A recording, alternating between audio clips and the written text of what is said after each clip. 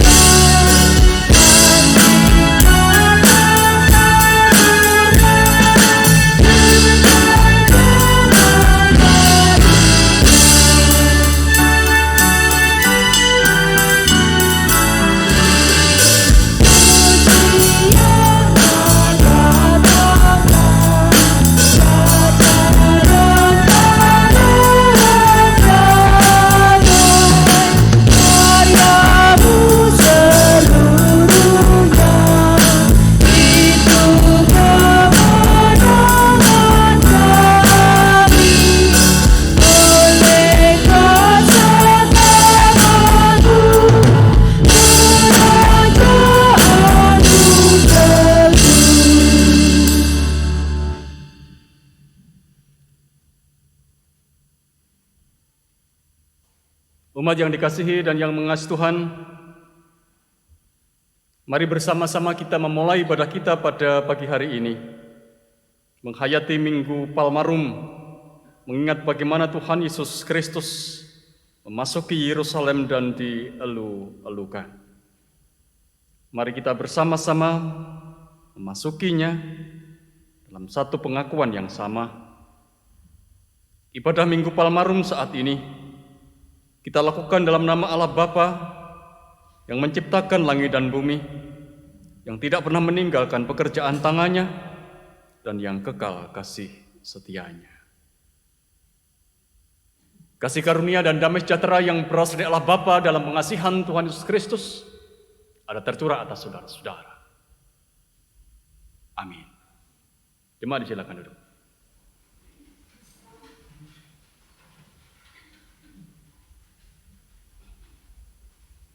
Bapak, Ibu, dan saudara-saudara, tema ibadah Minggu Palmarum pada pekan suci ini adalah GKJW berkorban bersama Yesus mewujudkan perdamaian. Yesus yang menderita dan mengorbankan dirinya di kayu salib adalah bukti kasih-Nya kepada manusia. Relasi antara Allah dan manusia yang putus karena dosa kini dipulihkan. Pengorbanan Yesus mendamaikan manusia dengan Allah. Pada pekan suci ini, kita diajak untuk meneladani pengorbanan Yesus melalui laku hidup kita. Kita dipanggil untuk mewujudkan perdamaian di tengah keberadaan kita. Upaya untuk mewujudkan perdamaian di dalam kita dilakukan melalui bagaimana kesediaan kita untuk saling melayani dan saling memberi. Kita rela menolong dan berkorban bagi sesama yang membutuhkan. Kita mau berdamai dengan sesama sebagai tanda relasi kita dengan Allah yang telah dipulihkan.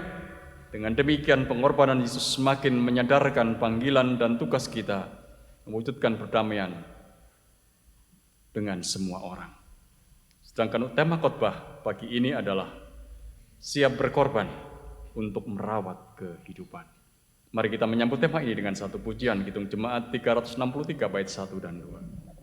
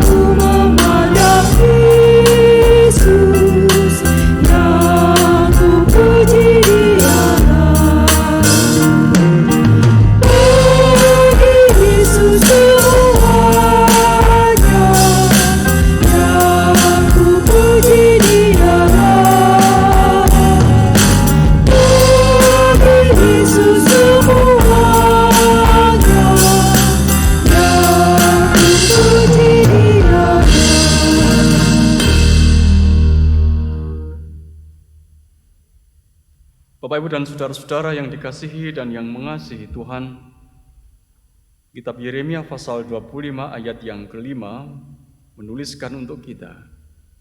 Kata mereka, bertobatlah masing-masing kamu dari tingkah lakumu yang jahat dan dari perbuatan-perbuatanmu yang jahat, maka kamu akan tetap diam di tanah yang diberikan Tuhan kepadamu dan kepada nenek moyangmu dari selama-lamanya sampai selama-lamanya. Apa yang diungkapkan di dalam kitab Yeremia ini mengingatkan kepada kita semua bahwa setiap orang diajak untuk selalu menyadari keberadaan dirinya yang sering melakukan apa yang tak berkenan di hadapan Tuhan. Seperti halnya Israel yang juga diingatkan, masing-masing kamu dari tingkah lakumu yang jahat. Artinya bertobatlah dan lakukanlah yang baik supaya engkau tidak lagi melakukan apa yang jahat. Atas dasar firman ini, mari kita juga menyadari akan keberadaan kita yang tidak jauh berbeda dengan kehidupan orang-orang Israel. Kita sering melakukan apa yang salah, apa yang tidak dikehendaki Tuhan di dalam hidup kita. Mari kita bersama-sama berdoa, mengakui dosa dan kesalahan kita di hadapan Tuhan.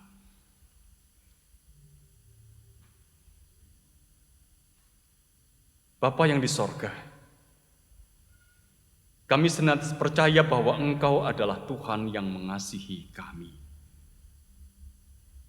Kasih-Mu begitu besar, Kasih-Mu begitu agung, menjamah dan melingkupi kehidupan kami.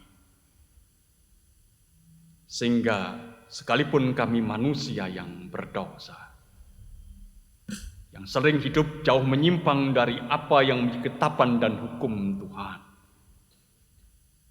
Tuhan masih mengasihi kami, terus dan terus mengasihi kami.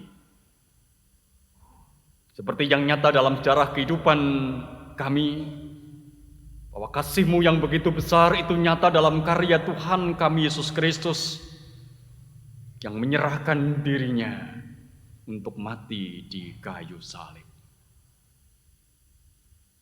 Menghayati akan kasih Tuhan yang besar dalam hidup kami, Kami sadar akan keberadaan diri kami masing-masing. Sesungguhnya Engkau ya Allah yang senantiasa menginginkan supaya hidup kami ini juga hidup yang penuh dengan kasih sebagaimana Engkau adalah Allah kasih. Allah yang terus dan terus mengasihi kami. Engkau adalah Allah yang penuh dengan perhatian supaya hidup kami juga penuh dengan perhatian kepada yang lain. Tetapi Engkau melihat, ya Tuhan, apa yang ada dan terjadi. Tak jarang kami hidup berbeda dengan apa yang menjadi kehendak dan keinginan Tuhan. Kami melakukan apa yang sesungguhnya itu menjadi dosa di hadapan Tuhan. Kami belum bisa mengasihi Tuhan, belum mengasihi orang lain. Tindakan dan laku kami adalah tindakan dan laku yang jahat, yang sesungguhnya itu mendukakan hati Tuhan.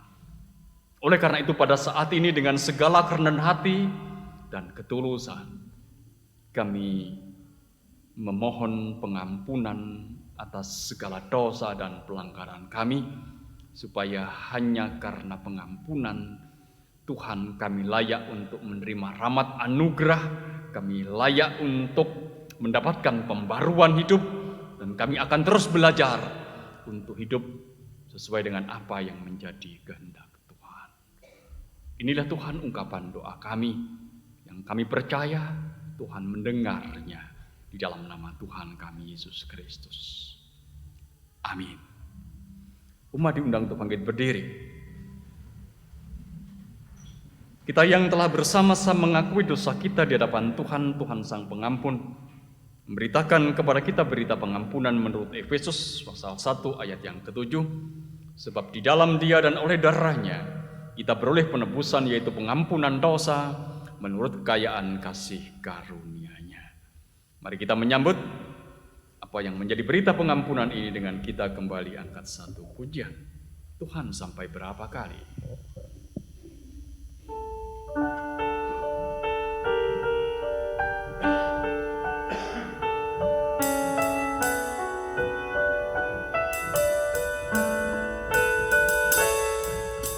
Tuhan sampai berapa kali aku harus mengampuni mereka yang bersalah menyakiti? Apakah sampai 7 kali? Bukan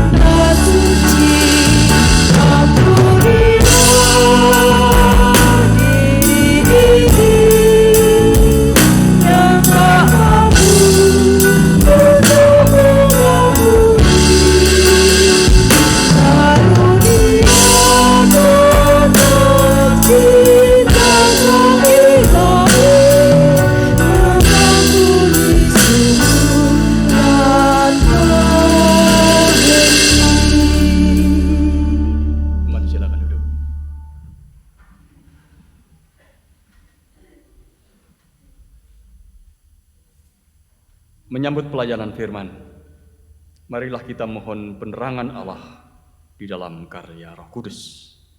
Mari bersama-sama kita berdoa.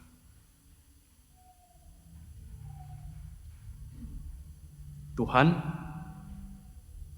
firman-Mu, tulisan-tulisan yang ada di dalam Alkitab yang dihembusi oleh nafas Roh-Mu, itu sanggup memberikan kepada kami pengajaran, sanggup menunjukkan kepada kami kebenaran, sanggup menegur kami dari kesalahan-kesalahan yang ada dalam hidup, bahkan sanggup pula untuk mendidik kami hidup di dalam kebenaran dan kesejatian.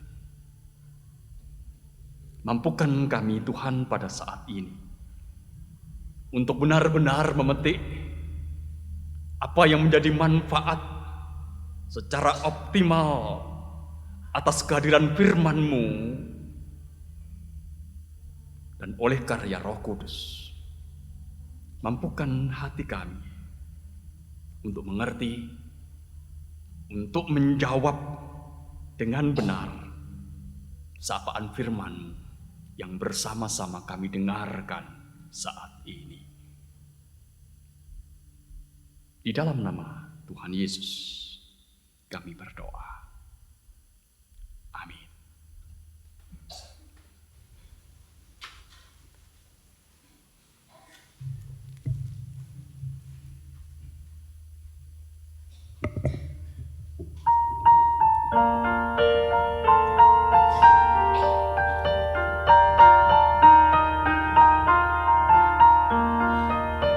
Bersyukurlah kepada Tuhan, bahwasanya untuk selamanya.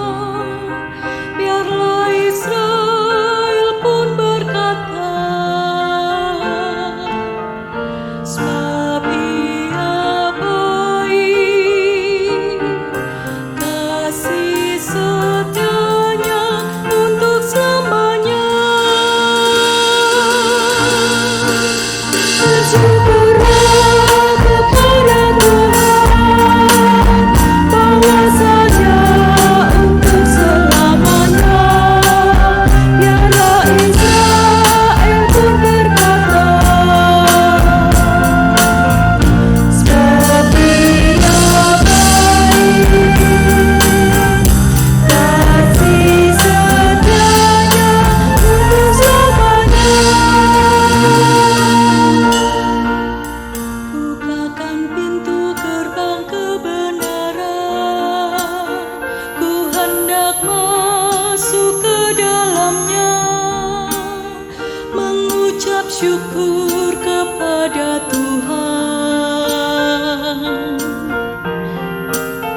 Inilah pintu gerbang Tuhan, orang benar masuk ke dalamnya. Aku bersyukur kepada Tuhan, sebab Kau menjadi keselamatanku.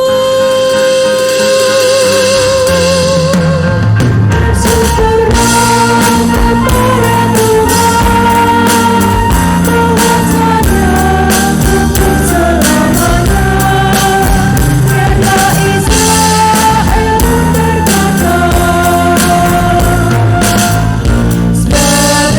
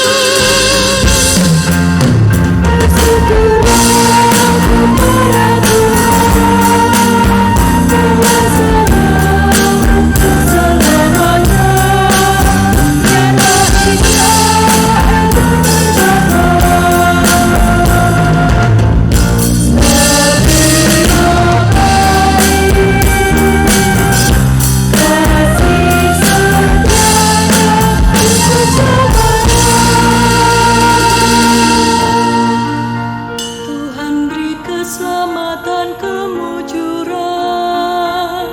Diberkatilah Dia yang datang dalam nama Tuhan. Kami berkati dalam rumah Tuhan. Tuhanlah Allah penerang kita. Ikatkan korban dengan tali pada tanduk-tanduk mesbah. Bersyukurlah kepada Tuhan, bahwasanya untuk selamanya bela Israel berkata,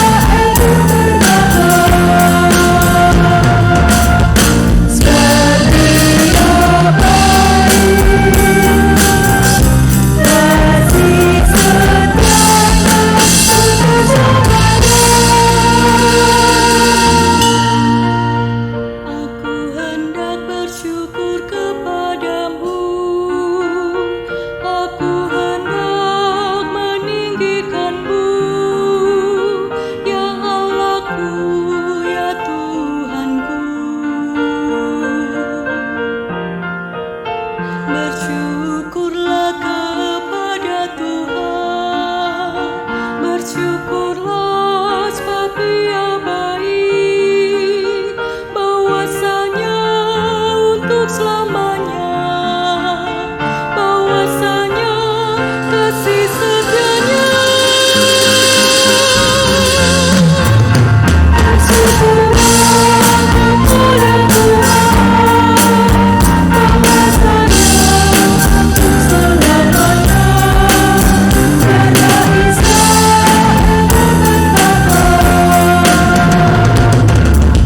setia baik, kasih setianya untuk selamanya.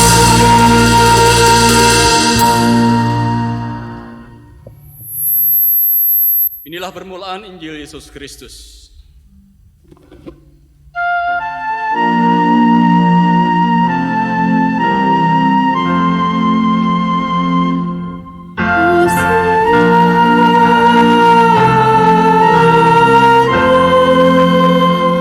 Umat diundang untuk bangkit berdiri. Injil Yesus Kristus menurut Markus pasal 11 ayat 1 sampai ayat yang ke-11.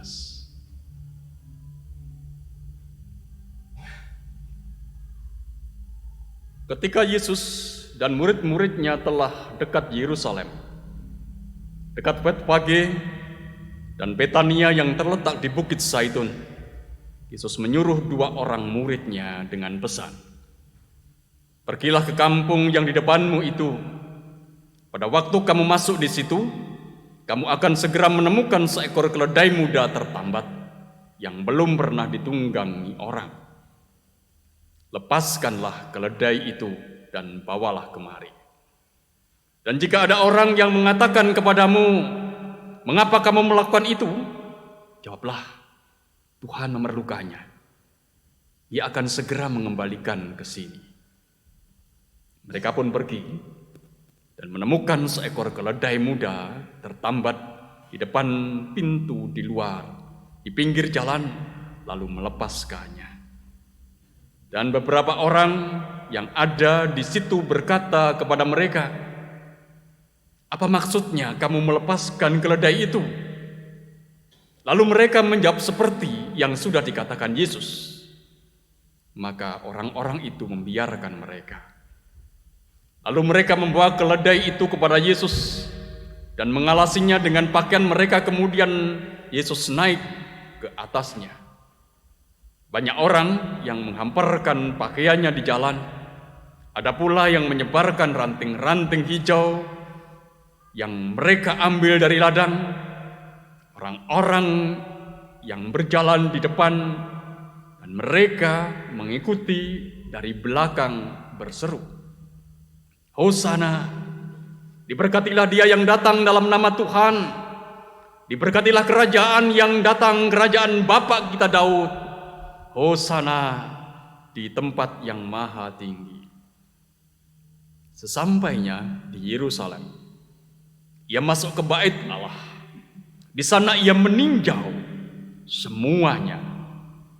Tetapi sebab hari sudah hampir malam, ia keluar ke Betania bersama dengan ke-12 muridnya.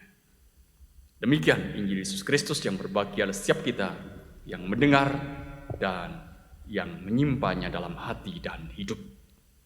Amin.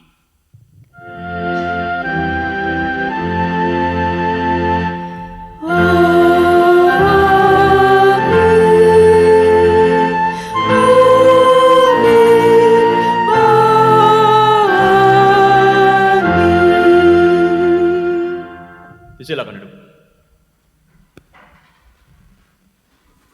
Selamat pagi Bapak Ibu dan saudara-saudara. Terus punti kabare? Baik. Kita semuanya menghayati bahwa kalau kita masih diberi kesempatan untuk ada dalam perjumpaan ibadah kita pada pagi hari ini, itu karena kebaikan Tuhan seperti apa yang menjadi ungkapan sang pemazmur tadi yang kita daraskan, bahwasanya untuk selama-lamanya kasih setia Tuhan. Kita hadir di tempat ini karena kasih setia Tuhan hadir di dalam hidup kita. Pagi hari ini saudara-saudara, tanpa terasa kita sudah memasuki Prapaskah yang terakhir. Kita menyebutnya ini adalah Minggu Palmarum. Mulai minggu ini, mulai hari ini, kita akan memasuki Pekan Suci. Di dalamnya ada rangkaian ibadah Kamis Putih, Jumat Agung, Sabtu Sunyi, dan kita akan memasuki masa Paskah. Oleh karena itu pada pagi hari ini, saudara-saudara, ketika kita bersama-sama merayakan Minggu Palmarum, kita akan menghayati apa makna Palmarum itu bagi kehidupan kita. Bagaimana sesungguhnya kita memaknai Minggu Palmarum itu dalam konteks tema kita, yang itu dicanangkan oleh Gereja Kesenjawitan terkait dengan bagaimana kita berkorban dan merawat kehidupan. Nah, saudara-saudara, saya mulai dengan sebuah cerita bahwa dalam sejarah modern itu mencatat nama besar Martin Luther King Jr. Dia adalah seorang pendeta yang hidup di Amerika tahun 1929 sampai 1968. Dia adalah seorang kulit hitam, dia adalah seorang pejuang hak untuk orang-orang kulit hitam yang pada saat itu mengalami diskriminasi di dalam kehidupan mereka di Amerika. Jadi ia adalah pejuang kemanusiaan, dia adalah pejuang yang ingin membebaskan orang-orang kulit hitam dari diskriminasi yang ada di dalam kehidupan dalam sebuah sistem negara. Fakta diskriminasi ini, saudara-saudara, sebenarnya sangat nyata di dalam kehidupan orang-orang di Amerika pada zaman itu. Orang-orang kulit hitam mendapatkan perlakuan yang boleh dikatakan tidak senonoh. Orang-orang kulit hitam itu sering direndahkan, orang-orang kulit hitam sering dianggap hanya sesuatu, bukan pribadi. Dia dianggap oleh barang, oleh orang-orang kulit putih. Misalkan saja, kalau dalam sebuah bis itu ada orang kulit hitam dan orang kulit putih itu bersama-sama naik bis itu, maka orang kulit hitam yang duduk dan kebetulan kemudian ada orang kulit putih masuk begitu, maka orang kulit putih itu harus menyerahkan tempat duduknya kepada orang kulit hitam harus menyerahkan tempat duduknya kepada orang kulit putih.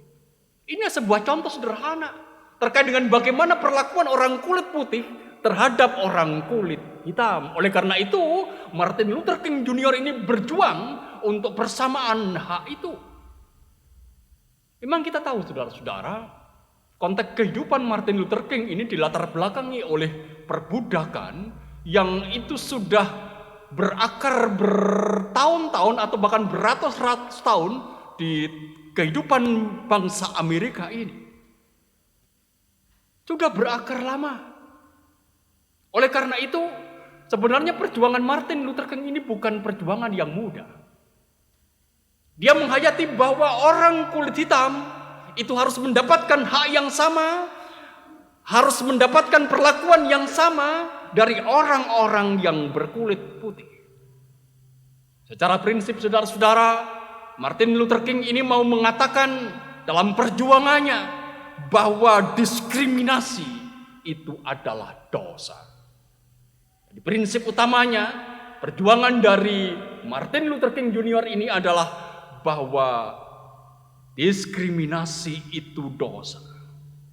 Oleh karena itu dalam perjuangannya, Martin Luther King Jr. ini saudara-saudara, bukan sekedar membela hak warga kulit hitam untuk mendapatkan hak yang sama dari orang-orang yang berkulit putih. Bukan hanya itu. Tetapi perjuangan dari Martin Luther King Jr. ini juga adalah menolong orang-orang kulit putih. Untuk apa? Untuk mau menyadari akan kesalahannya, untuk mau menyadari akan dosa-dosanya, untuk membebaskan mereka dari dosa kesombongan, untuk membebaskan mereka dari dosa kesewenang-wenangan yang selama ini ada dalam kehidupan mereka, dan itu dilakukan oleh mereka yang berkulit putih. Tapi sekali lagi saudara-saudara, perjuangan Martin Luther King Jr. ini bukan perjuangan yang mudah. Ada banyak hambatan, ada banyak tantangan, ada banyak rintangan. Bahkan ada satu ungkapan yang mengatakan bahwa Martin Luther King ini adalah seorang penganggur begitu, yang berusaha untuk mencari-cari pekerjaan dengan meniupkan isu persamaan hak begitu. Itu anggapan banyak orang. Tapi sungguhnya apa yang menjadi dasar dari perjuangan Martin Luther King adalah bahwa apa yang terjadi dengan diskriminasi itu adalah dosa. Dia dihambat, dia dihalangi, dia mendapatkan tantangan rintangan dalam perjuangannya. Karena sesungguhnya dia itu mengguncang sistem kehidupan yang sudah mapan. Sistem kehidupan bangsa Amerika yang sudah merdeka begitu rupa. Dan itu sudah berakar. Dan itu adalah kehidupan yang mapan. Dan itu diguncang oleh apa yang menjadi pemikiran Martin Luther King Jr. ini. Nah, berhadapan dengan persoalan saudara-saudara. Berhadapan dengan tantangan, berhadapan dengan rintangan. Yang terus dan terus itu ada dan dialami oleh Martin Luther King, saudara-saudara. Tak jarang ini kemudian membuat dia menjadi lemah. Bayangkanlah kita, saya dan saudara-saudara, kalau terus dan terus berhadapan dengan tantangan hidup, kalau terus dan terus berhadapan dengan pergumulan, kalau terus dan terus berhadapan dengan rintangan, setiap kita melangkah selalu saja, apa kita akan tidak menjadi lemah? Saya yakin kita akan menjadi lemah. Seperti juga yang dialami oleh Martin Luther King Jr. ini. Dia terus dan terus berhadapan dengan hambatan dalam perjuangannya untuk membebaskan orang-orang kulit hitam dari perbudakan dalam pengertian sederhana seperti itu. Tapi ketika dia berhadapan dengan hambatan itu, tak jarang kemudian dia menjadi lemah. Rasanya dia ingin berhenti saja. Rasanya dia ingin mandek saja. Apa yang kuusahakan seolah tidak ada artinya. Begitu. Tapi dia juga sadar, saudara-saudara, bahwa perjuangan ini tidak boleh berhenti. Perjuangan ini tidak boleh mandek. Orang-orang kulit putih, mereka yang sudah menyadari akan kesalahannya, sudah menyadari akan dosanya, itu kemudian mereka mendukung perjuangan Martin Luther King. Orang-orang kulit hitam justru juga mendukung perjuangan Martin Luther King. Dan dua pihak ini, saudara-saudara, orang-orang kulit putih yang mengakui dosanya dan orang-orang kulit hitam yang mendukung perjuangan Martin Luther King ini adalah orang-orang yang selalu butuh dorongan, selalu butuh semangat, selalu butuh terus-menerus untuk apa? Untuk ditamani, untuk didampingi. Itu kesadaran Martin Luther King. Sekalipun dia merasa lelah, tapi dia tahu perjuangan tidak boleh berhenti. Aku harus mendorong mereka. Orang-orang yang berjuang seperti aku. Untuk apa? Untuk kemerdekaan orang-orang kulit hitam. dalam sebuah tulisan terkait dengan Martin Luther King dalam pergumulan perjuangannya ini, saudara-saudara. Diungkapkan begini, bahwa dia ketika berhadapan dengan penderitaan, kesesakan, keputusasaan dalam perjuangannya karena banyaknya hambatan itu, dia mengadukan perkaranya itu kepada Tuhan. Dia mengadukan perkaranya itu kepada Tuhan di dalam doa. Dan dalam kesaksiannya dia mengungkapkan pula bahwa dia mendapatkan pertolongan dari Tuhan. Istrinya mengatakan begini, ketika Martin Luther King ini ada dalam keputusasaan, ada dalam kelemahan, istrinya mengatakan bahwa dia sering mendengar bagaimana Martin Luther King itu seolah-olah aku mendapatkan kekuatan dari Tuhan karena ia telah berkata begini, perjuangkanlah keadilan, bangunlah demi kebenaran, dan Allah akan menyertai engkau. Itu kesaksian dari istrinya, yang ingin sebenarnya menegaskan bagaimana ketika Martin Luther King ini mengungkapkan apa yang menjadi perkaranya itu kepada Tuhan, dia mendapatkan jawaban secara spiritual bagaimana sungguhnya Tuhan selalu menjawab apa yang menjadi pergumulan dan persoalan yang dihadapinya dalam perjuangan untuk orang-orang kulit hitam. Saudara-saudara, apa yang dialami oleh Martin Luther King Jr. ini, kalau kita mencoba membandingkan dengan satu sosok yang ada di dalam Perjanjian Lama, itu kalau boleh dikatakan identik atau menjadi sebuah kebenaran teologis atas sosok hamba Allah yang menderita. Kalau jenengan membuka dalam kitab Yeremia pasal 50, di sana ada diungkapkan tentang sosok hamba Tuhan yang menderita. Hamba Tuhan yang berjuang, tetapi dalam perjuangannya dia mengalami penderitaan. Dan dia pun sebenarnya sosok hamba Tuhan yang menderita ini dikaruniai oleh Allah, diberi oleh Allah lidah seorang murid untuk memberikan semangat baru, untuk memberikan motivasi baru kepada orang-orang Israel yang pada saat itu ada dalam kesakan dan penderitaan. Bukan hanya itu, saudara-saudara, Allah juga memberikan telinga seorang murid, yang artinya bahwa dalam kesempatan hidupnya, sekalipun ia ada dalam kesakan dan penderitaan, sebagai hamba Allah ia semakin dipertajam akan visi Allah atas hidupnya, supaya ia tidak menyimpang ke kanan ke kiri dari perjuangannya untuk kehidupan orang-orang Israel. Itu hamba Allah yang menderita, sosok hamba Allah yang menderita di dalam kitab Yeremia. Seperti juga yang sebenarnya dialami oleh Martin Luther King Jr. Pendengarannya dipertajam oleh Allah. Seperti yang diceritakan oleh istrinya, saudara-saudara, bahwa menjelang kematiannya, bahwa Martin Luther King Jr. ini, saudara-saudara, mati karena ditembak pada tahun 1968. Dia masih muda sebenarnya, tapi dia mati ditembak. Dan sebelum peristiwa penembakan itu, dia mengungkapkan kepada istrinya, sebenarnya dia masih ingin hidup lama lagi di dunia ini untuk berjuang. Tetapi dia juga mengatakan, tapi rasanya bukan itu yang menjadi kehendak Tuhan. Dia mengungkapkan cukup baginya kalau dia menjadi seperti Musa.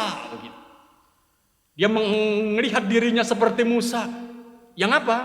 Yang ketika Musa itu hendak memasuki Kanaan, dia tidak diperkenankan oleh Tuhan. Dia hanya diperkenankan oleh Tuhan untuk melihat Kanaan dari atas gunung. Dia tidak diperkenankan, tapi cukup baginya untuk melihat tanah Kanaan. Martin Luther King Jr. juga mengatakan seperti itu. Bagiku cukup seperti Musa. Barangkali aku tidak diperkenankan untuk memasuki Kanaan, artinya memasuki masa kemerdekaan untuk orang-orang kulit hitam. Tapi bagiku, aku sudah cukup bahagia untuk melihat Kanaan, untuk melihat kemerdekaan, untuk melihat kebebasan, persamaan hak orang-orang kulit hitam. Cukup baginya untuk merasa bahagia sebelum dia itu ditembak mati oleh seseorang. Artinya apa, saudara-saudara? bahwa dalam perjuangan yang melelahkan itu, ketika dia mengungkapkan pergumulannya kepada Tuhan, Tuhan menjawabnya dan dia terus-menerus mendapatkan kekuatan baru dari Tuhan. Dia mendapatkan kekuatan, mendapatkan energi untuk terus berjuang. Dan dia tidak takut berhadapan dengan penyesaan, penderitaan, dan bahkan kematian. Bapak, Ibu, dan saudara-saudara, sekarang mari kita lihat sosok Yesus dalam bacaan kita di dalam Injil. Ketika Yesus berangkat memasuki Yerusalem, sebenarnya perjalanan ini bukan sebuah perjalanan yang menyenangkan. Sekalipun bacaan kita mengungkapkan bahwa ketika dia memasuki Yerusalem, saudara-saudara, dia dialu-alukan oleh orang-orang yang ada di Yerusalem. Hosana, Hosana, diberkatilah yang datang dalam nama Tuhan. Ada banyak orang menghamparkan pakaiannya, menghamparkan ranting-ranting hijau dari ladang mereka ketika Yesus memasuki Yerusalem. Tapi Yesus tahu, saudara-saudara, situasi yang dihadapinya ketika dia memasuki Yerusalem itu adalah situasi berbahaya karena di sana musuh-musuhnya sudah menunggunya. Tapi toh kita tahu, Yesus tetap memasuki Yerusalem. Ia menyambut penderitaannya yang akan dialami. Ia tidak gentar dengan apa yang harus dihadapinya di Yerusalem. Keberaniannya menyongsong penderitaan kesesakan ini, saudara-saudara, menunjukkan bahwa dia semakin diteguhkan oleh Bapaknya. Semakin diteguhkan oleh Bapaknya. Semakin dikuatkan untuk berani menyongsong penderitaan. Demi apa? Demi umat berdosa, demi kita, demi dunia yang akan diselamatkannya. Terlebih-lebih kalau kita melihat kembali, apa sih yang ditunggangi oleh Tuhan Yesus ketika dia memasuki Yerusalem? Bukankah dia hanya menunggangi seekor keledai muda begitu? Injil yang lain keledai beban yang masih muda, yang masih belum pernah dipakai. Keledai ini sebenarnya adalah simbol dari bagaimana dia datang sekalipun dia berhadapan dengan ancaman, tetapi hatinya itu penuh dengan kedamaian. Aku datang dengan kedamaian. Aku membawa damai untuk kalian. Tapi juga sebenarnya apa yang disimbolkan dengan keledai? Keledai itu adalah binatang yang menjadi, kalau dalam tanda kutip begitu, pekerja keras. Ia adalah binatang yang sanggup memikul segala beban sampai semua tugas pekerjaan itu selesai. Ini berbeda dengan kuda. Kuda yang disadarkan sebagai simbol dari kehadiran yang mengintimidasi, karena kuda itu biasanya dipakai untuk alat perang. Tetapi Yesus datang, saudara-saudara, masuki Yerusalem itu dengan keledai, dengan kedamaian. Ia datang juga dengan kehendak untuk menyelesaikan semua pekerjaannya yang ada di Yerusalem. Oleh karena itu ketika dia memasuki Yerusalem, apa yang dilakukan pertama kali? Bacaan kita mengingatkan dalam ayat yang ke-11. Sesampainya di Yerusalem, ia masuk ke bait Allah. Di sana ia meninjau semuanya. Tetapi sebab hari sudah hampir malam, ia keluar ke Betania bersama dengan ke-12 muridnya. Sesampainya di bait Allah, saudara-saudara, ia meninjau bait Allah. Artinya ketika dia masuk ke Yerusalem, kemudian masuk di bait Allah, kemudian dia meninjau bait Allah. Dan kemudian apa yang terjadi untuk selanjutnya, saudara-saudara, kita bisa melihat pada bagian ayat selanjutnya, ayat 12. Sampai ayat yang ke-19, di sana ada satu momen di mana Tuhan Yesus itu menyucikan bait Allah. Di sini diungkapkan dengan jelas sebenarnya kepada kita, saudara-saudara. Ketika dia mengusir para pedagang di halaman bait Allah, peristiwa ini mau menegaskan kepada kita bahwa tindakan Yesus itu bukan tindakan yang emosional. Bukan tindakan yang emosional, tapi didasarkan pada keprihatinan. Setelah ia meninjau bait Allah, ia tahu bahwa di sana ada ketidakberesan, di sana ada masalah, di sana ada kebobrokan. Oleh karena itu dia kemudian melakukan pembaruan untuk apa yang akan terjadi di bait Allah. Dan inilah, saudara-saudara, yang juga sebenarnya dilakukan oleh Martin Luther King Junior. Seperti apa yang dilakukan oleh Tuhan Yesus? Ia tidak tinggal diam melihat masalah yang ada. Ia tidak tinggal diam ketika dia tahu di sana ada diskriminasi, ada pembedaan hak. Ia berjuang untuk itu. Yang dilakukan bukan berdasarkan atas emosi, tetapi keprihatinan yang itu membuat dia untuk mau berjuang demi kemanusiaan. Demikian pula yang dilakukan oleh Tuhan Yesus, saudara-saudara. Tindakannya untuk menguduskan bait Allah, memberikan sebuah dorongan bagi Yesus untuk semakin siap menghadapi penderitaannya. Karena yang dikuduskan itu bukan hanya bait Allah secara fisik, tapi bait Allah, yaitu adalah diri kita. Tidak tahukah bahwa tubuhmu adalah bait Allah? Dan dia dengan dalam kutip tatak memandang penderitaan. Karena apa? Karena itu berangkat dari keprihatinan manusia yang dibelenggu oleh dosa di dalam kehidupannya. Berangkat dari keprihatinan, bukan tindakan emosional. Oleh karena itu, saudara-saudara, pada pagi hari ini, kalau kita mau belajar dari apa yang ada dalam sejarah kehidupan Martin Luther King Junior, belajar dari kehidupan hamba Tuhan atau hamba Allah yang menderita dalam kitab Yeremia, belajar dari sosok Yesus yang masuki Yerusalem sebagaimana dinarasikan di dalam Injil Markus ini, kiranya memberi inspirasi kepada kita bahwa dalam hidup ini kita mesti berjuang, berani berkorban, siap menderita demi merawat kehidupan. Langkah perjuangan merawat kehidupan ini, saudara-saudara, dimulai dari keprihatinan kita. Keprihatinan yang ada di tengah-tengah kehidupan kita ketika ada persoalan-persoalan yang muncul. Bukan hanya persoalan besar, tapi juga persoalan-persoalan kecil yang ada di sekitar kita. Persoalan kesatuan keluarga, persoalan ketidakpedulian sosial, persoalan kekerasan terhadap anak, persoalan pendidikan moral untuk anak-anak kita, persoalan kesatuan dalam kehidupan gereja, dampak teknologi dan terusnya, masih banyak lagi persoalan di dalam kehidupan kita, dan sesungguhnya itu patut menjadi keprihatinan kita. Karena hanya dari keprihatinan inilah sebenarnya kita dimampukan untuk terus mampu berjuang. Ada ribuan persoalan yang menjadi keprihatinan kita. Kalau kita belajar dari Martin Luther King, dari Yesus, sebenarnya mau mengatakan kepada kita, jangan diam. Jangan diam dengan apa yang menjadi keprihatinanmu. Persoalan-persoalan yang engkau lihat, pergumulan-pergumulan yang ada di tengah-tengah. Tentu saudara-saudara, sekali lagi ini tidak mudah. Tidak mudah bagi kita untuk berjuang dari titik keprihatinan demi merawat kehidupan kita. Karena pasti di situ ada tantangan, di situ pasti ada rintangan, di situ pasti juga ada penderitaan.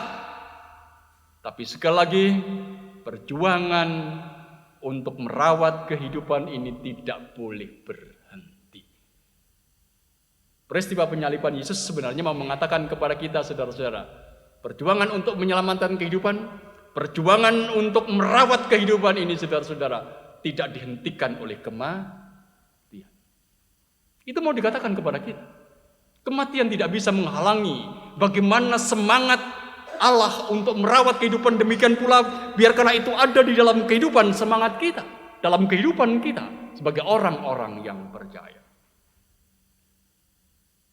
Hari ini Minggu Palmarum, ketika kita bersama-sama melambaikan daun palem ini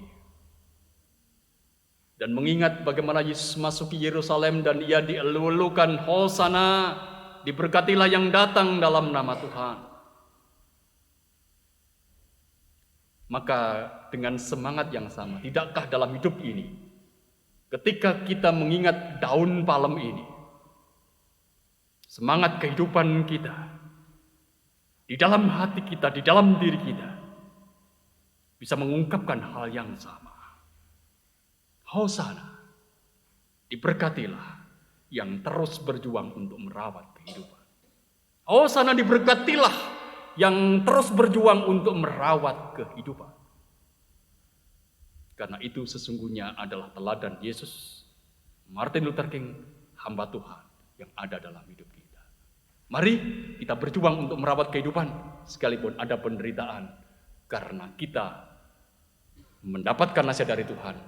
Perjuangan merawat kehidupan tidak boleh dihentikan oleh apapun, termasuk oleh kematian. Amin. Satu doa untuk kita.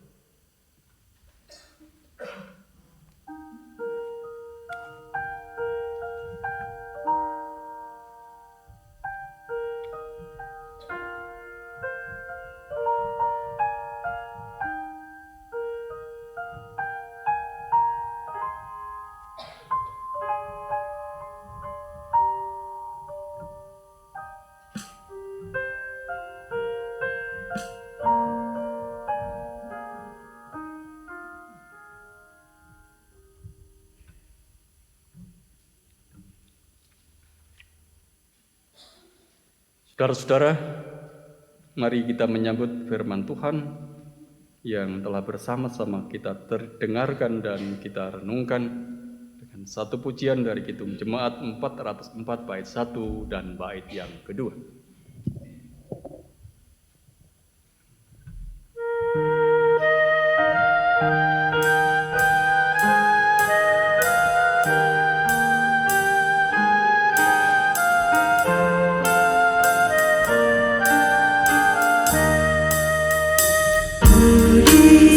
Disalibkan dengan Tuhanku, hidupnya pun diberi padaku. Memandang padamu ya Tuhanku, ku tiap saat benar milikmu. Setiap saat hatiku tenang, kasih ilahi dan hidup kekal. Memandang padamu ya Tuhanku, ku tiap saat benar milikmu.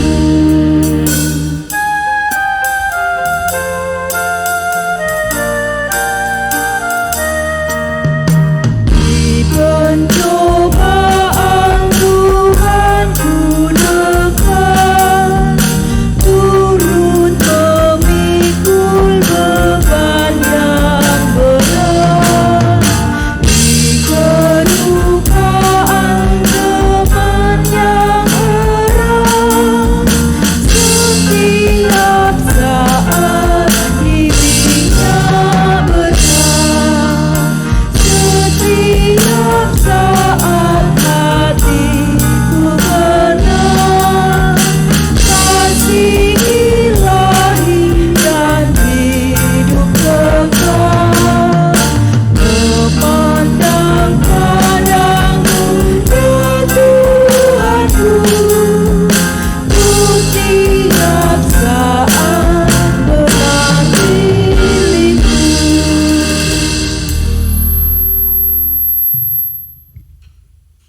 Umat kami undang untuk bangkit berdiri. Bersama umat percaya di seluruh muka bumi, kita perbarui iman percaya kita dengan mengucapkan bersama-sama pengakuan iman rasuli yang demikian. Aku percaya kepada Allah, Bapa yang Maha Kuasa, Khalid langit dan bumi, dan kepada Yesus Kristus, anaknya yang tunggal Tuhan kita, yang dikandung daripada Roh Kudus, lahir dari anak darah Maria, yang menderita di bawah pemerintahan Pontius Pilatus, disalibkan, mati dan dikuburkan, turun ke dalam kerajaan maut. Pada hari yang ketiga, bangkit pula dari antara orang mati, naik ke surga, duduk di sebelah kanan Allah Bapa yang Maha Kuasa, dan akan datang dari sana untuk menghakimi orang yang hidup dan yang mati. Aku percaya kepada Roh Kudus, gereja yang kudus dan am, persekutuan orang kudus, pengampunan dosa, kebangkitan daging, dan hidup yang kekal.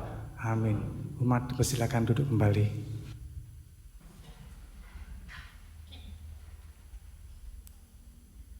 Bapak Ibu dan saudara-saudara, mari bersama-sama kita hampiri Tuhan. Kita akan mengangkat syafaat-syafaat kita kepada Tuhan. Mari bersama berdoa.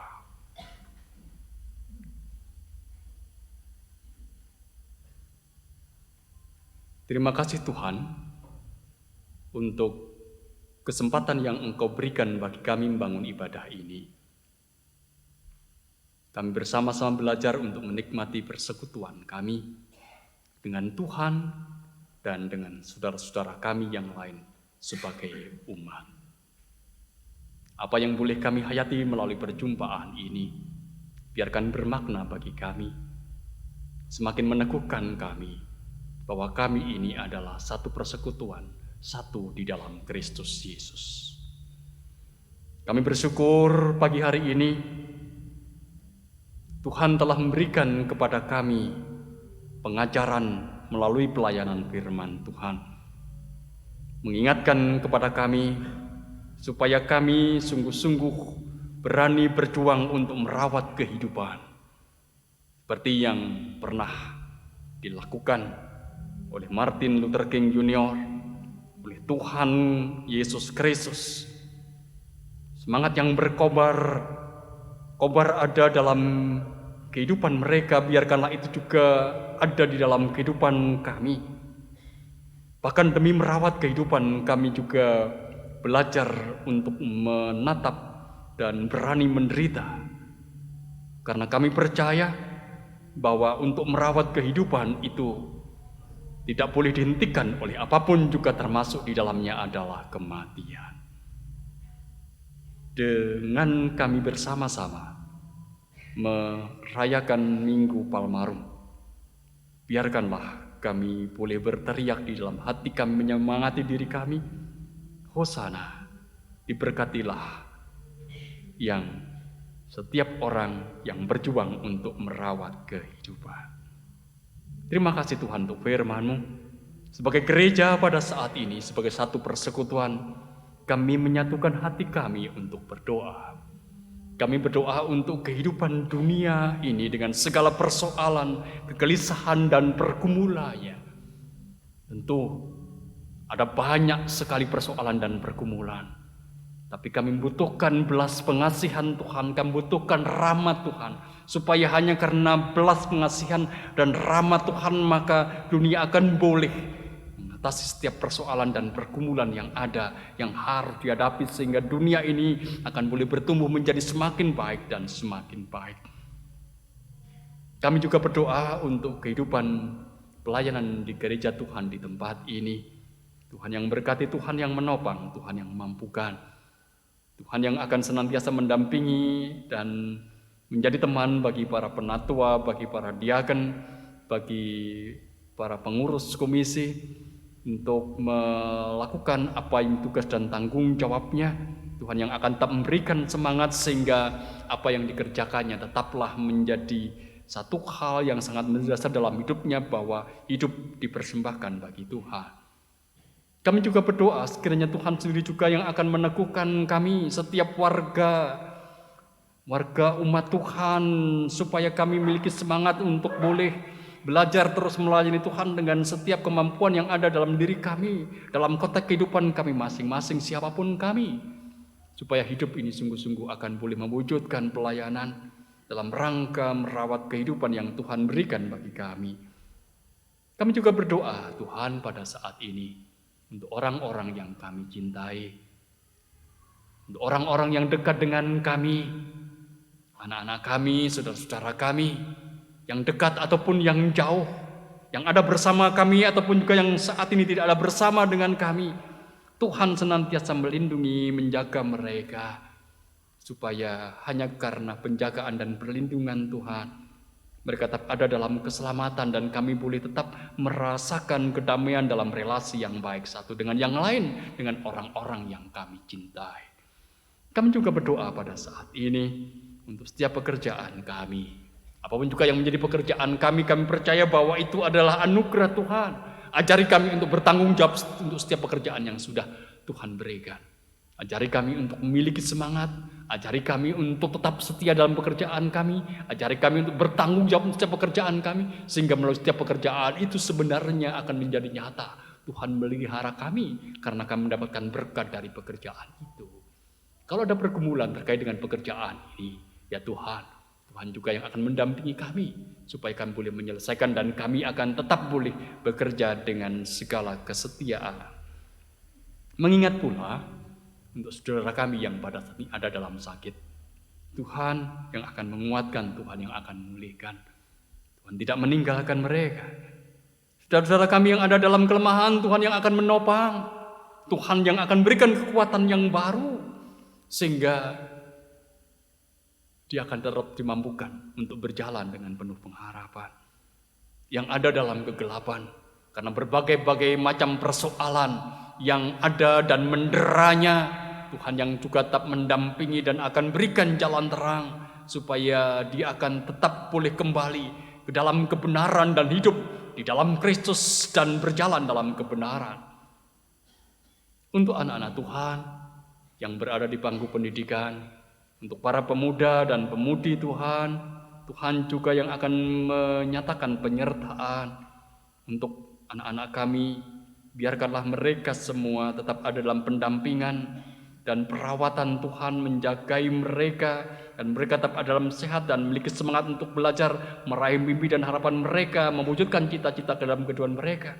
Dan kami mohon kepada Tuhan, luputkanlah mereka dari godaan dunia yang bisa menjerumuskan mereka.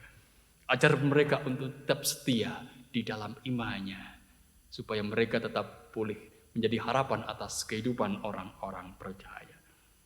Bapa di sorga, berdoa untuk kehidupan kami. Berikan kepada kami hati yang penuh kasih. Berikan kepada kami kemampuan untuk mengampuni satu dengan yang lain.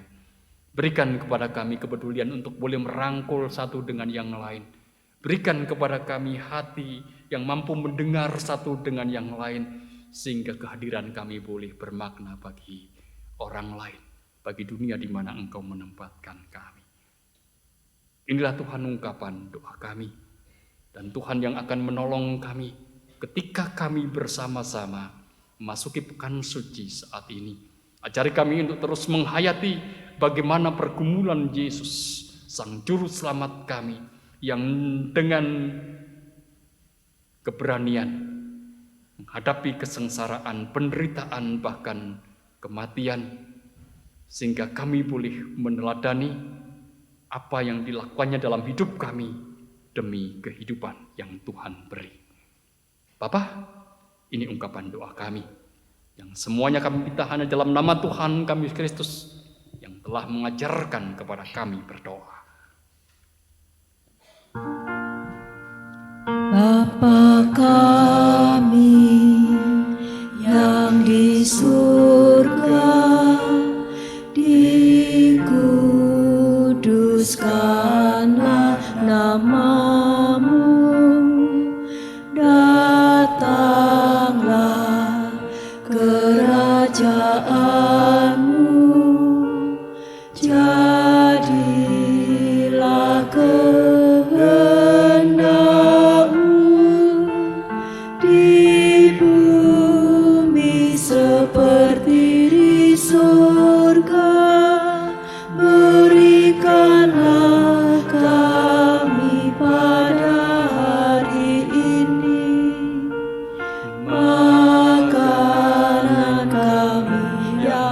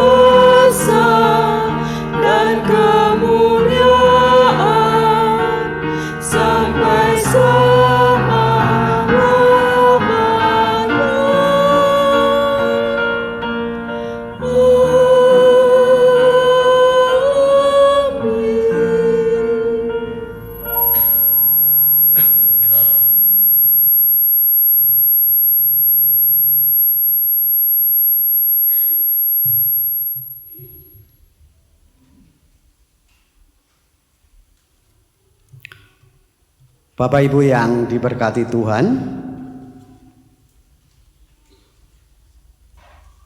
tiap detik yang dapat kita lalui adalah karena anugerah-Nya. Tiap menit yang dapat kita lalui adalah kemurahan-Nya. Tiap jam yang dapat kita lalui adalah perlindungan-Nya. Setiap waktu yang sudah kita lalui adalah berkat kasih Tuhan. Kebaikan dan kasih-Nya selalu menyelamatkan kita. Karena kebaikan-Nya itu, marilah kita mengucap syukur yang kita wujudkan dalam persembahan kita. Bapak Ibu yang dikasihi Tuhan, seperti firman Tuhan dari Mazmur 136 ayat yang pertama, bersyukurlah kepada Tuhan, sebab Ia baik, bahwasanya untuk selama-lamanya kasih setia-Nya. Bersama-sama kita akan mewujudkan rasa syukur kita kepada Tuhan dengan menyerahkan persembahan, dan kita akan bernyanyi dari secara medley dari Kidung Jemaat 302 Kubri Persembahan, dan dari Kidung Jemaat 357 Dengar Panggilan Tuhan.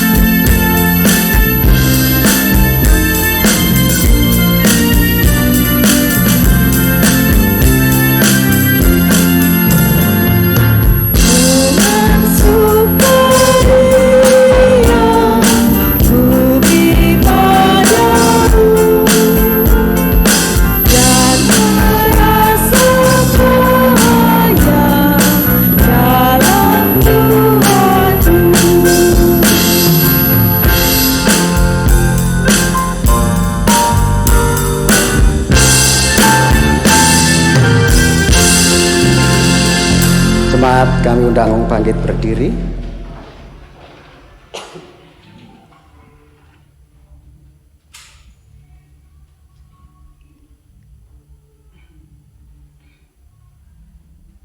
Mari kita bersama-sama menyembahkan persembahan kita kepada Tuhan. Tuhan, inilah persembahan kami. Inilah yang dapat kami lakukan untuk berbakti dan mengucap syukur kepadamu. Pada kenyataannya persembahan kami tidak sebanding dengan cinta dan kasih sayang Tuhan di dalam memelihara kehidupan kami. Namun yang kami mengerti dan kami sadari bahwa Tuhan Yesus adalah Allah yang hidup, Allah yang penuh kasih. Oleh karena itu ya Bapa, kuduskanlah persembahan kami dan terimalah agar menjadi persembahan yang harum dan berkenan di hadapan Tuhan. Kami juga mohon pertolongan-Mu untuk setiap pribadi, baik yang mengelola maupun menggunakannya di dalam pelayanan. Kiranya Tuhan berikan roh hikmat kebijaksanaan. Kami serahkan doa kami hanya di dalam kemurahan dan pengasihan Tuhan Yesus Kristus. Amin.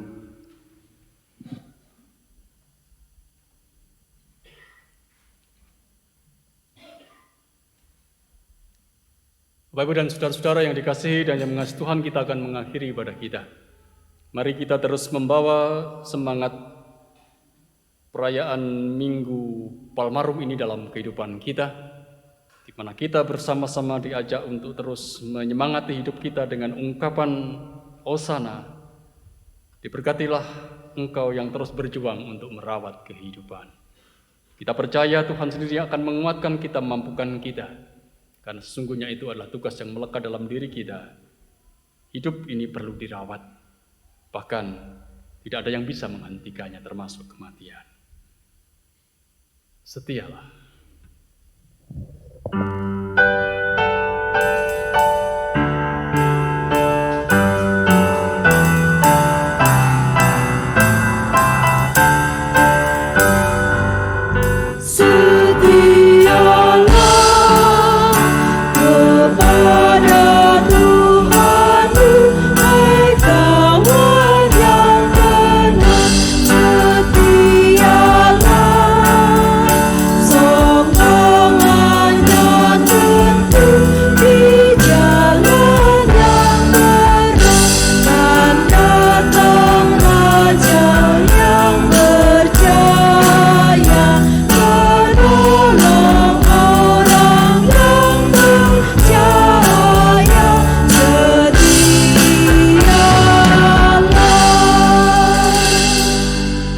Terimalah berkat Tuhan. Tuhan berkati engkau dan melindungi engkau. Tuhan menyinari engkau dengan wajah-Nya dan beri engkau kasih karunia. Tuhan menghadapkan wajah-Nya kepadamu dan beri engkau damai sejahtera, kini dan selamanya. Amin.